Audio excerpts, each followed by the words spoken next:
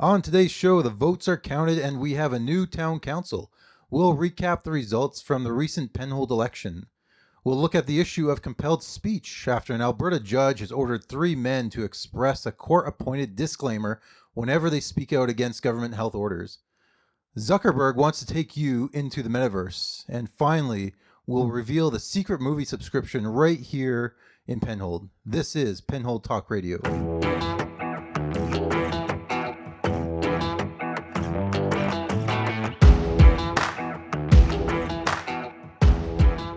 And welcome to the show. My name is Brian Constantine. I am here with my co-host, Michael Rowland. Hello, hello. So Penhold has just wrapped up its election, and we have come up with a new town council that looks very familiar. Winning this year, we have Teresa Cunningham, the newcomer to the council. We have Ken Denson, Sean Ham, Sean Cranenberg, Tyrone Mueller, and Michael Walsh. What's your thoughts on the new town council? Well, like you said, it's rather familiar. We're same council except for Sherilyn Sanchez was not returning, so Teresa Cunningham takes her position, and same mayor, so they all worked well together before. I'm assuming the addition of Teresa won't be a big upset to the dynamic, and hopefully they'll work together again. Yeah, the election the campaigning went smoothly. There weren't any big issues that were contentious on the way. No, certainly no contradictions in their approach to anything. No, they seem to be very much on the same page. Looking at the results, there was a total of 723 total voters that came through the polls on Monday. Out of that, the top vote getter was Sean Cranenberg. He received 515 votes. So as a percentage, he was chosen by 71% of all voters. That is impressive. That's a pretty big number as far as I'm concerned. To be on the ballot of nearly 3 and 4, that's a pretty confident vote there for Cranenberg. From there, we see Ham pick up 477, followed by Teresa Cunningham coming in third, Mike Walsh. Then things get a little tight on the 5th, 6th, and 7th. We have Ken Denson coming in, and then Tyrone Mueller picking up the 6th seat on council by only 9 votes over Julia King. Every vote really counts. Yes, especially in these municipal elections. We often complain about the insignificance of our vote in the federal ridings or federal elections, being 1 vote in 33 million. But here, at least this go around, you are 1 vote in just 723, and so there is only 9 votes difference. That's only 9 people, and it's not a lot when you're looking at 723 people. Yep. So yeah, every vote counts. Especially at this local level. Now, just kind of a comment on the actual voting process. Again, Penhold uses an electronic voting system where you kind of go in and select your candidates by selecting the buttons beside them. And for the most part, I like it. They put the pictures beside at least the town councilors, which makes it easy. Yeah, simplifies it a little. Yeah. The Senate election, though, which I think probably a lot of people were unfamiliar with, I'm guessing. But if you didn't know who you were voting for going in, there's just so many names to pick from. I don't know how you make a selection. Yeah, it's such a huge list and such an unfamiliar campaign. You don't hear much from them. You don't know much about it. I don't recall seeing anything until I went searching for it. So it's a big list of names, and I imagine a lot of people were overwhelmed by that. Yeah, that's the thing. The Senate vote is just, it does not get the attention. You don't see the candidates coming around. So unless you're intentionally going out to research these candidates, you're not going to see their names pop up anywhere. And so I guess having their faces wouldn't make any difference either. Probably not. No. I guess the one critique I have is the way that the referendum questions were laid out. And so at the ballot box, all it had was a title, equalization, and then another title for daylight savings, and then you had three choices under each of those: for, against, and abstain. Um, Now, if you had no idea what the referendum questions were, you might have a little trouble. Yeah, and they're not posted right there. Now, apparently they were up on the boards around the voting booth, but if you're looking down at your voting board, all you see is equalization, for, against, or abstain. Mm-hmm. It's pretty hard to know exactly what you're voting for in that case. Yeah, and I've looked into both of these referendum questions, and I still had to pause Yeah.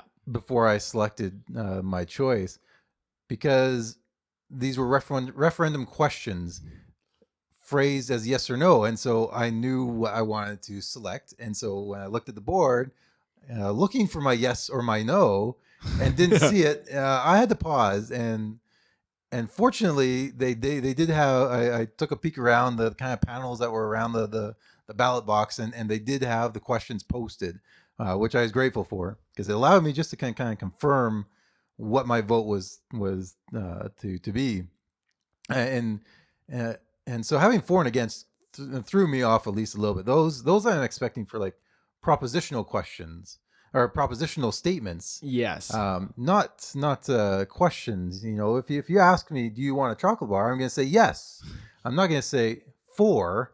Though Yes. maybe I will, but that's going to be a numerical answer, not a affirmative answer. There you go. Yeah. It's a little bit of a grammatical disconnect there on that answer given the question. Yeah, yeah. So I had to pause just to confirm that. But that's the only issue. At least I had everything else was laid out very smoothly. Uh, I was in and out in 5 minutes, and there's no issues whatsoever. Yep. And I got to walk away with a nice Town of Penhold pen instead of the little cheap golf pen or golf pencil that I'm sure a lot of people probably got. So I'm thankful for that.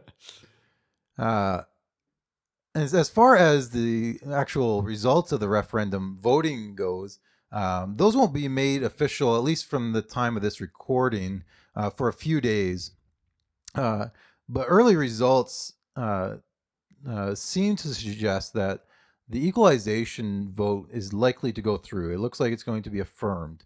That most people, or at least the majority of people, want the equalization clause removed from the Canadian Constitution. At least that's how the referendum question was framed. Yes. How that actually plays out in practicality, it looks more like it's just a political lever that can now be used by the provincial government. Yeah, it's a show of support from the province. It's not likely that Alberta has enough sway to actually pull that out of the Constitution, Mm-hmm. but at least it shows that Alberta wants something done. Yeah, yeah. So if nothing else, hopefully that gets the federal government's attention, which is kind of I think the goal that at least Kenny had when this referendum question was proposed. And so the early results I've seen from that one range about 55 to 60% in favor of doing away with equalization. The second one, though, the question on do we want to switch to permanent daylight savings time, that one is just a dead toss up. The only results I've seen there are something like 50-50 or 51-49 splits. This one we're going to have to wait for. And that one I find surprising. I know there were polls months or even years ago about this that fell into the 90% range in favor of dropping Wow. the time change and sticking with daylight saving. But then leading up to this, I saw a lot of articles talking about all the downsides, all the problems with daylight saving time and doing that year round. And I feel like that probably swayed a lot of voters. Yeah, hopefully.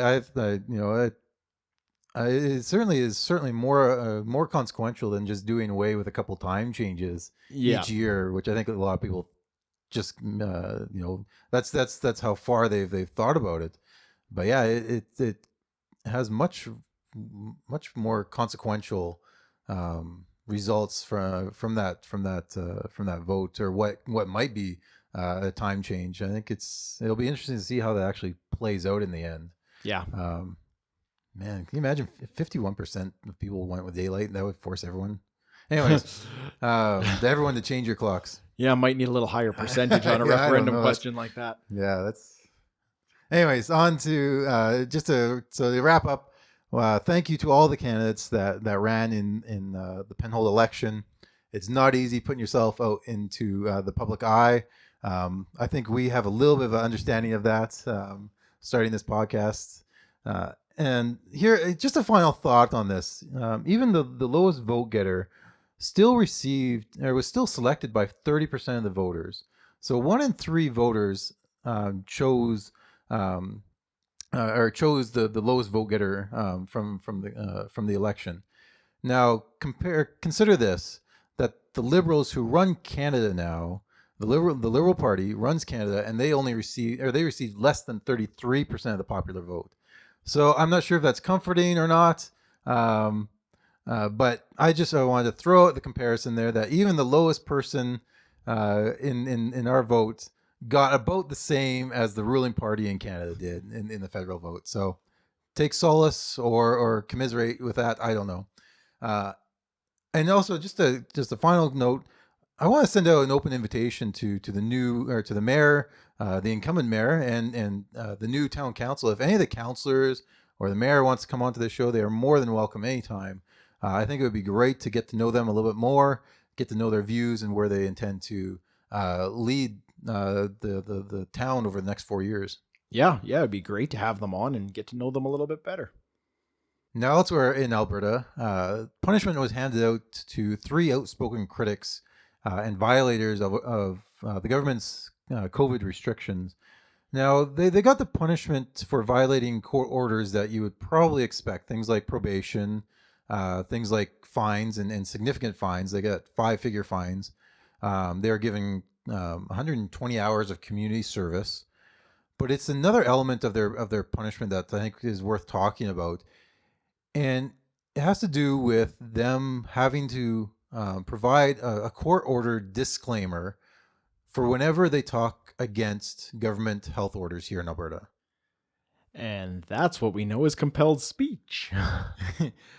So, just kind of give a little background to this case, and you're probably familiar with some elements of it. This is the case of Arthur Pulowski and Christopher Scott. Arthur Pulowski is an immigrant from Poland, and he pastors a church in Calgary. And he really made international headlines back in April when he refused and basically kicked out AHS inspectors and police from entering his church to do an inspection, or health-related inspection. And then later in May, perhaps you've seen videos of him being arrested on a Calgary overpass, I believe it was, after holding a church service / political rally, as the courts would define it, in violation of AHS restrictions, and particularly in violation of a court order against him. And then in May as well, Chris Scott, he is the owner of Whistle Stop Cafe up in Muir. And again, this is probably something you've seen in media. He was certainly prominent on social media for his opposition to AHS restrictions that really restricted his business, his restaurant. And in May, he held what was considered an illegal protest or illegal rally at his restaurant. And so he was arrested in May. He spent 3 days in jail and then was released. And so in June, the courts found them all guilty of violating court orders. And just recently, the courts handed down the punishment for these infractions. Now, on the other side of them in court was Alberta Health Services. And they had petitioned the court to give them both Arthur Pulowski, his brother David Pulowski, and Christopher Scott 21 days of jail time. And the judge in this case, Justice Adam Germain, he agreed that this was a reasonable request, but he also thought that the Pulowskis in particular really wanted to go to jail. That this could kind of increase their martyr status. Yeah. Yep. And if you read the judge's ruling, uh, he really takes notice of Arthur Pawlowski's desire for public notoriety, or at least this is again the judge's assessment of him. He's saying that Arthur Pawlowski wants this public notoriety, and it's probably not an unreasonable assessment, but it's interesting that that comes into a court case here. But and so in handing out these punishments, again they were given probation, 5-figure fines, and community service. But the judge here also requires them to state the following. So whenever they speak out against AHS health orders or government restrictions related to COVID, wherever they speak about this, whether it's in person or online, the court has requires them to also say this. I am also aware that the views I am expressing to you on this occasion may not be the views held by the majority of medical experts in Alberta. While I may disagree with them, I am obliged to inform you that the majority of medical experts favoring social distancing, mask wearing, and avoiding large crowds to reduce the spread of COVID-19. Most medical experts also support participation in a vaccination program unless, for valid religious or medical reasons, you cannot be vaccinated. Vaccinations have been shown to statistically save lives and to reduce the severity of COVID-19 symptoms. So this is part of the punishment that all three of these guys have to do. So anytime they want to speak out against government now, related to COVID restrictions, they have to include that phrase as well. We're taking what's been in the digital world for a while and trying to bring it into real life. This is like the disclaimers that Facebook or YouTube will tack onto an article or tack onto a video warning people that this may contain information contrary to public health experts. Mm-hmm. And so now we're just forcing people to say that in real life.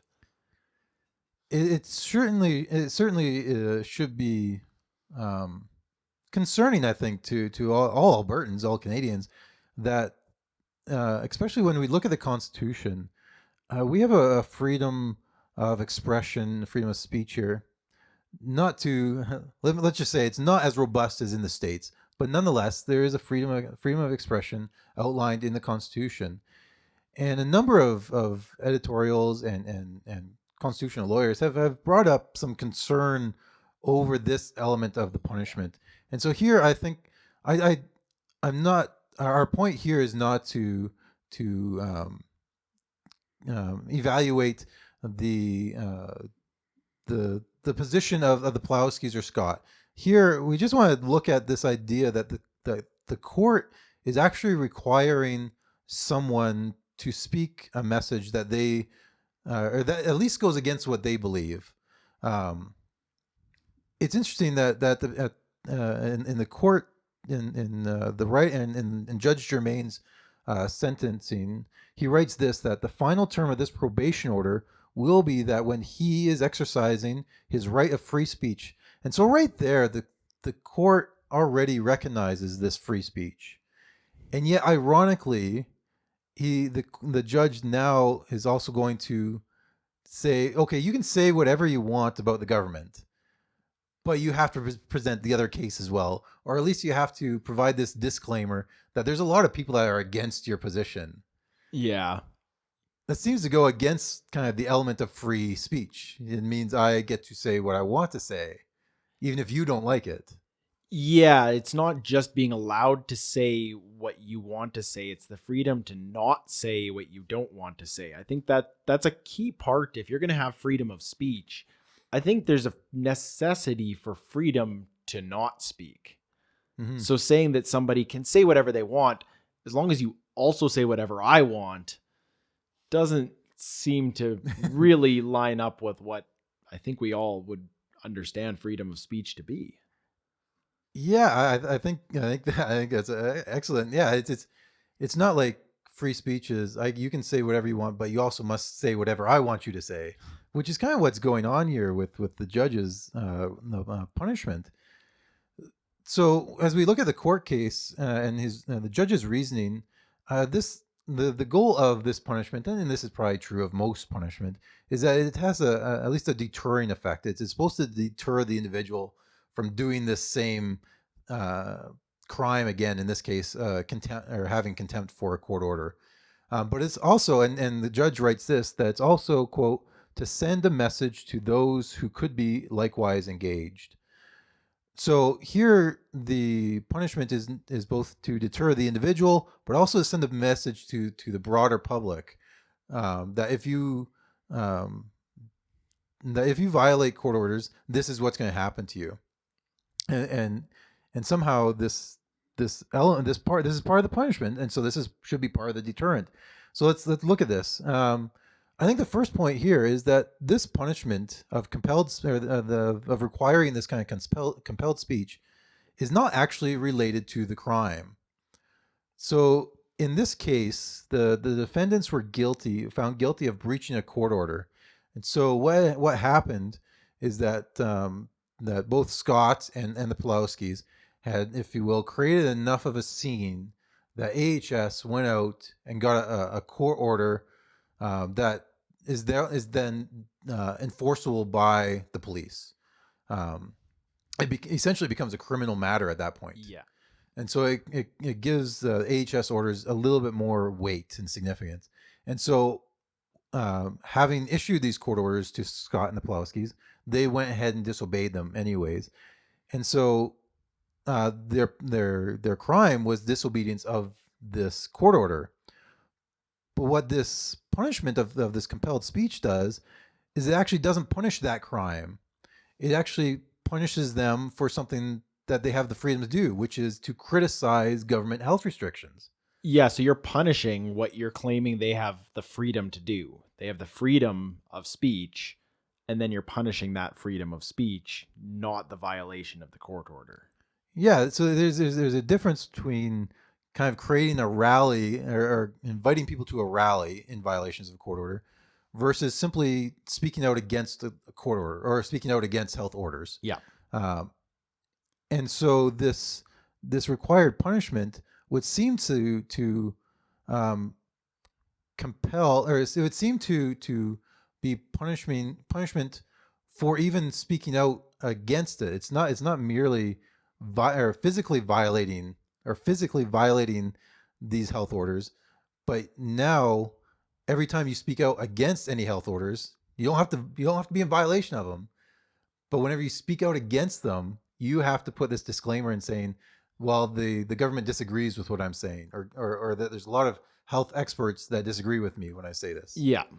Um, and so it would seem to this punishment would seem to move try to be moving people towards not just physical compliance with health orders, but also that one must voice support for the government health orders and actually believe that these are good health orders, where nothing like that is required in our Constitution. The other element here is that this compelled speech component is not a deterrent. Already, Pulowski has gone on interviews and saying there's no way he's going to follow this. And how can this hardly be a surprise if you know anything about this guy? Um, he's not the one who's going to bow down to court orders like this, especially when they seem to enforce what they already believe. The Pulowskis and people who are kind of side with him, they already think the government is overreaching. Yeah, they're not going to view this any less than a serious government overreach. Yeah, so this just fuels their narrative that they already have, that the government is already overreaching, that the government has no right to say how churches should be gathering. Um, it'll already fuel this idea that the government is untrustworthy, even though it must be recognized that the courts are meant to be an independent element in our society. In the government scheme, they are kind of an independent element. Nonetheless, um, this just this kind of follows in with what I think this judgment will just kind of be grouped in with what they already think about government as a whole. Yeah.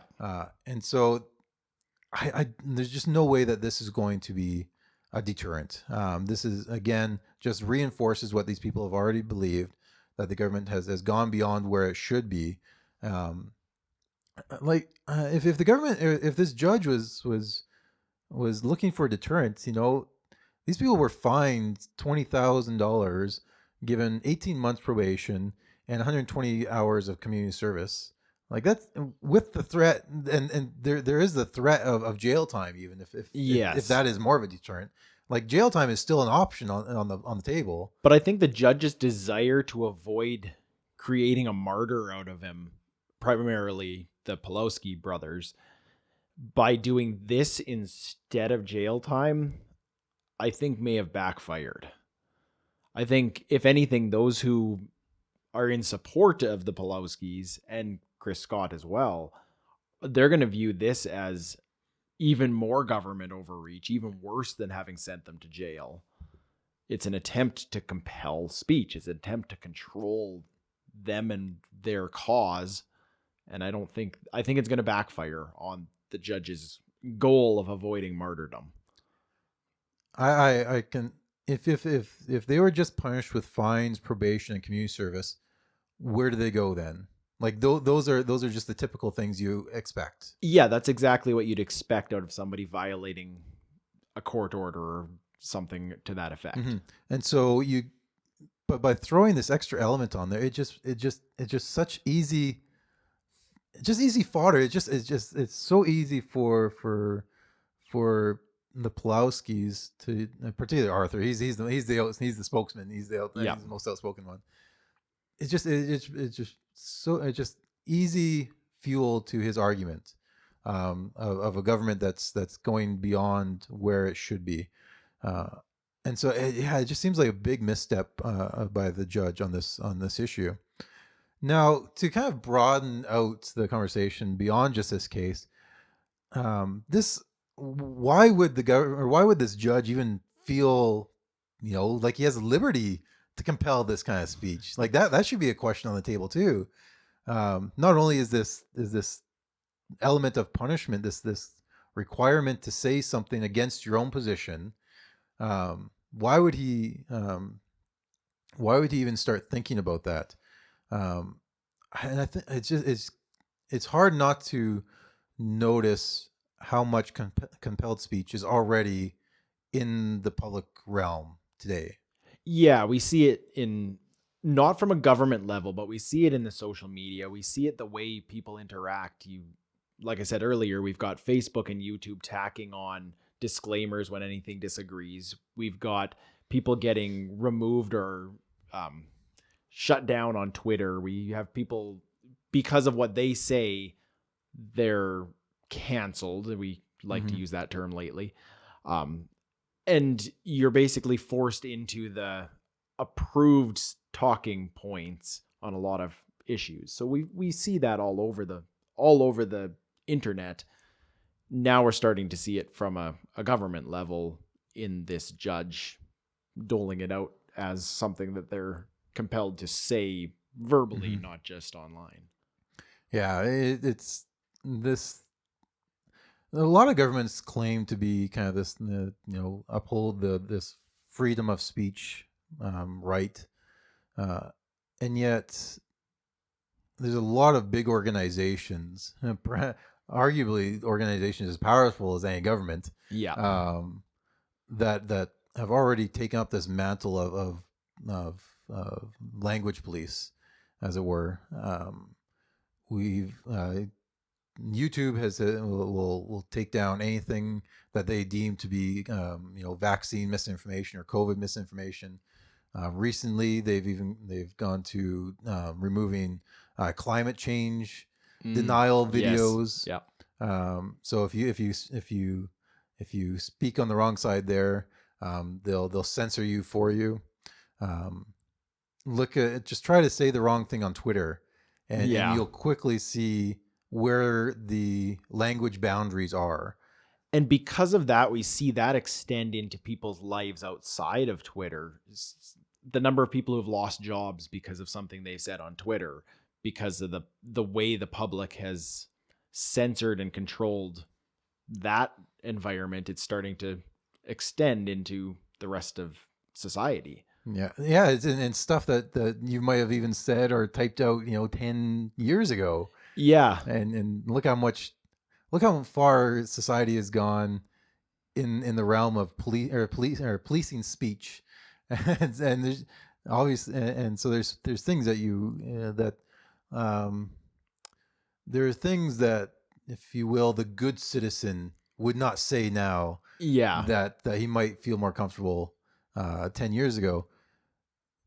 Now, again, is who gets to make those rules though? Who gets to decide what is appropriate speech, or what kind of speech is counselable? And and here, this is where kind of the um, the unseen hand of social media is probably the biggest hand, but the unseen hand of social media, and media giants, and even mainstream media, end up doing this censorship, and for some, in many cases it's intentional, but in other cases it's perhaps unintentional. And what I mean by that is, whenever you hear a story about a guy losing his job for speaking, or for holding a certain position, or announcing he holds a certain position, um, are you more likely to hide that fact, or to speak out against it? Yeah, so we're now censoring ourselves because of what we're seeing other people going through. We watch somebody lose their job because they said that they disagree with some commonly held belief now. And if we disagree as well, we're afraid to say anything because we don't want to be in that same position. Yeah, yeah, and so you don't actually have to legislate, censored speech.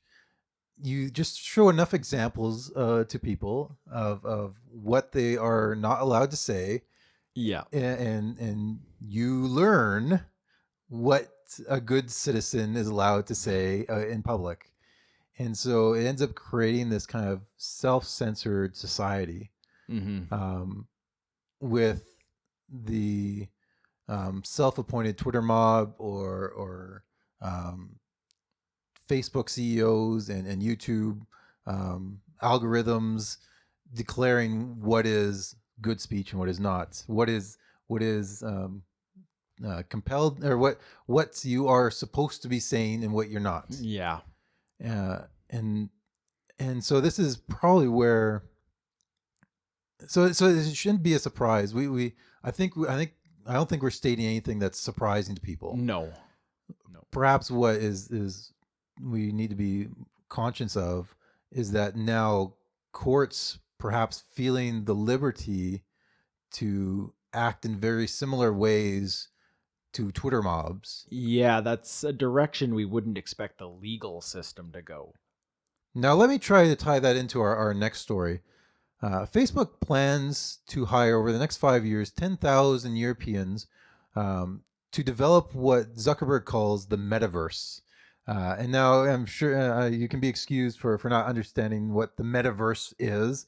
This is fairly new, at least or new to me as well. Picture Zoom on steroids. Uh, and if that is not terrifying enough, here basically what the metaverse, the goal of the metaverse is to create a virtual 3D world. And so, instead of, say, having your business meeting in front of your computer and webcam, instead you would put on 3D glasses, like an Oculus set, and you enter into a 3D world, a 3D um, business room, or living room, whatever world you want, and you, in your virtual avatar state, can now sit down in the virtual world and have a meeting. That is what the metaverse is. Or you, instead of talking to some, or to your friend over Skype, over FaceTime, you would put on your 3D goggles, and you would each have you'd meet each other in the virtual world in whatever avatar I guess you chose. That's what the metaverse is. And so this is what Zuckerberg is trying to develop, and these this 10,000 Europeans. This is just, I'm sure, a small portion of developers that are going to be required to kind of bring this next next brainchild of Zuckerberg's to life. Now, here's the question though. Consider what we just talked about: social media and its role in kind of how we think about, how we uh, talk, what we feel allowed to say.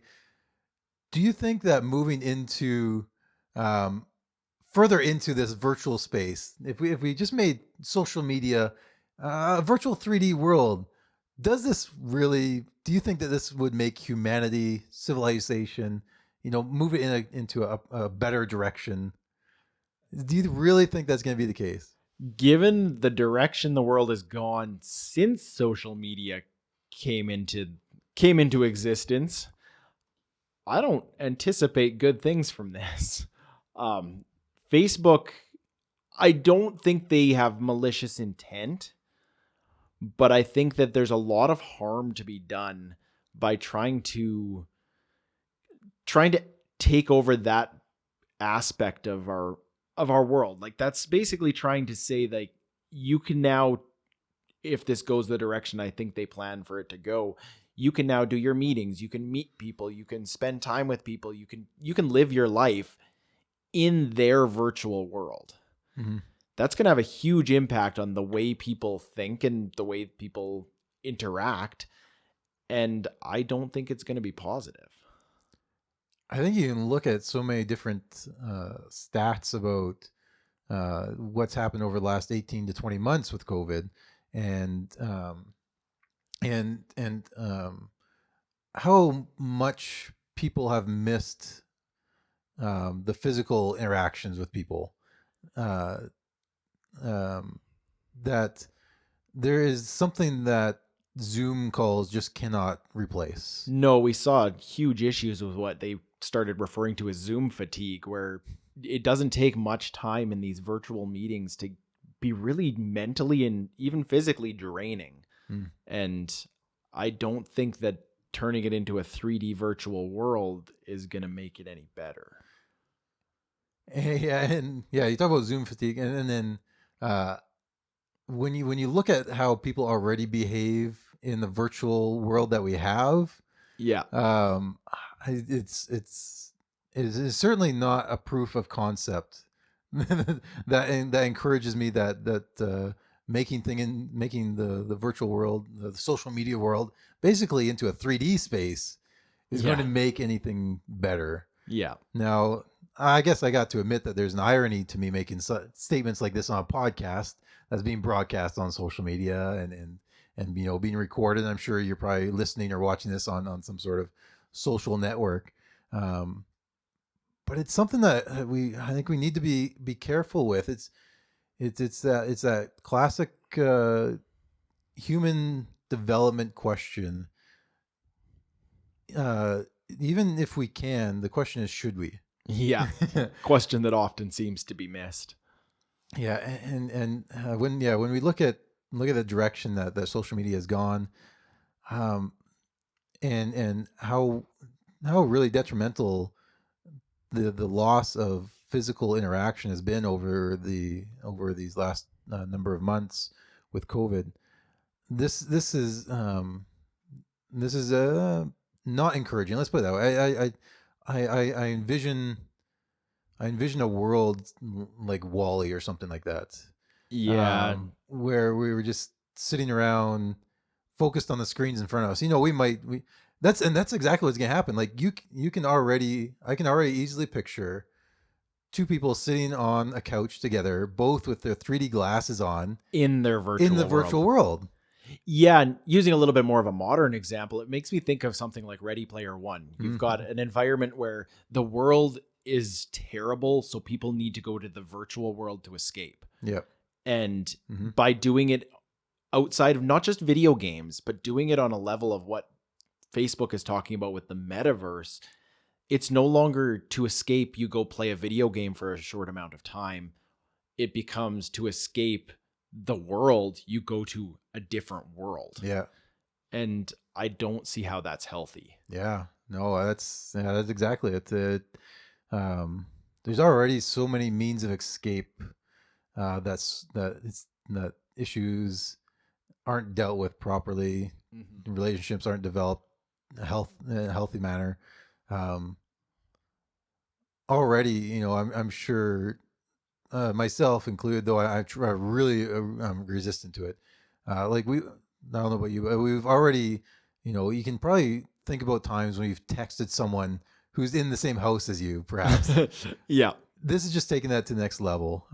And yeah, I think we need to be concerned about what kind of civilization, what kind of community this would push us towards. Yeah. It's not necessarily, I'm not saying this is, an absolute evil or an intrinsic evil to go this way, but it points us in a direction that we need to be aware of and the dangers that would lie down that road if we travel down too far. Yeah, I don't, like I said before, I don't think that they're malicious in their intent. I don't think Facebook is some evil overlord trying to create this, but I think that you need to look beyond just the marvel of the technology and think about what the impact is going to be. And I think that companies like Facebook are doing these things on such a huge scale. We can't just look at they need to make money. It goes a little beyond that. They have such Mhm. a huge impact that every move they make impacts the large majority of the world. Yeah. Yeah. And so, with that said, as we develop this podcast and this kind of hopefully a community around it, as restrictions release, our goal, our desire would have some physical meeting where we can kind of discuss some of these ideas, and the conversations that we have in person are just so different than conversations we might have on Facebook comment posts. And being able to see a person, being able to evaluate how they are doing, how they are receiving your comments, Yep. um, and so hopefully we will be able to do that in the not too distant future. Now, finally, let's want to wrap up on this. We kind of teased it at the beginning, and I think this fits into kind of this an overall theme of kind of this episode has been just kind of what kind of community are we moving towards? What kind of community are we developing? Are we going to be one where compelled speech is going to be dictated from courts and kind of governed by Twitter mobs and social media, or are we actually going to interact with one another, even if we disagree with one another. Um, and so, in that kind of sense of community of doing things in real life, um, here and here, I just want to point out that there is an incredible service in Penhold that is actually cheaper than Netflix Oh, and Prime. one of the Um, cheapest you'll ever find. that's right. And it just occurred to me this last week, and I gotta share it with you. There is a secret source for especially classics, but even new releases of movies in Penhold, and it's the library. People don't think about that. I always forget that they have movies. You think library, you think books. Yeah. They have a lot more resources than that. And yeah, the movie selection and the fact that you can order them from other libraries in the region. So that just broadens the selection that much more. So on some of our podcast episodes, we will be talking about movies and stories, and so one thing that I really like, or have recently come to enjoy, is finding some of these classic movies, and it's classic movies that you're just not going to find on Netflix or Amazon, um, and yet when so I'm talking about like movies from the 30s, 40s, 50s, 60s, Charlie Chaplin, Laurence Olivier. If you haven't watched Lawrence of Arabia, that's a great one. Real impacts on film and what we know today. Yeah, and so if you are looking for And even like I said, even new releases, they bring in ones that you're surprised. Like, um, if you haven't seen it already, perhaps they'll be. If you get it before me, then or you better get it before I do. Let's put it this way: Godzilla versus Kong. I haven't Oh, seen that really? yet. They have that up there, so fairly new one there. Uh, but and so yeah, and I guess full disclaimer, I do the communications coordinating for library. This this was not on my own radar. This service, at least how broad it was, and so yeah, I do kind of the advertising and graphics work for it for the library, but this was, like I said, kind of a new idea, just a kind of a new awareness to the service that we have here in Penhold, to actually go out in real life, just be nostalgic for a little bit. Remember the time when you go to Blockbuster or something like that. For the Oh, older ones, I don't know how many hours I spent going up and down the aisle. yeah, yeah. You spend more time picking your movie than watching it, but that Yeah, was part of the that's right. experience. And you got a little more exercise than you do flipping through the Netflix Yeah, scroll. You yeah. know, It's not just your thumb. that's right. And so yeah, I encourage you, go out there, take a look at what they have in stock here in Penhold at the library, and if they don't, I bet you that they have it somewhere in the Parkland Regional Library System. Like I said, I was looking up the 1931 version of Frankenstein with Oh, Boris Karloff. wow. Yeah, so I'm kind of going through AFI's top 100 movies. And you can look it up, look up AFI top movies, and they'll give you a list of like the top 100 classic movies. And Frankenstein is one of them. And I just throw this out as an example. And lo and behold, it's out there. I can't remember what library it is. You know, Didsbury seems to have a pretty good library as far as movies go.